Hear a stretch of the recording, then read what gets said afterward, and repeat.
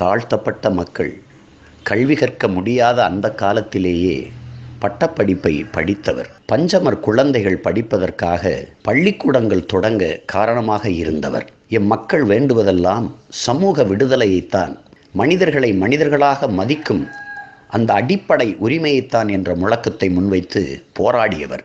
மனித பாகுபாடுகளை கட்டமைக்கும் பிறவி பேதத்தின் வயதும் வலிமையும் கொஞ்ச நஞ்சமல்ல என்பதை உணர்ந்த நமது தாத்தா இரட்டைமலை சீனிவாசனார் பிறவி பேதத்தை போதிக்கும் சாஸ்திரங்கள், சடங்குகள், வேதங்கள், வியாக்கியானங்கள் அனைத்தையும் தலைகீழாக புரட்டி போட்ட புரட்சியாளர்.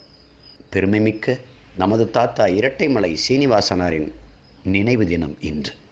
அவருக்கு பெருமிதத்தோடு நாம் நம் புகழ் வணக்கத்தை செலுத்துவோம்.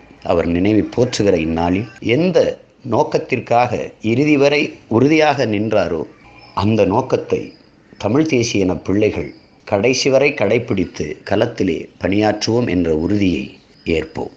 நாம் தமிழர்.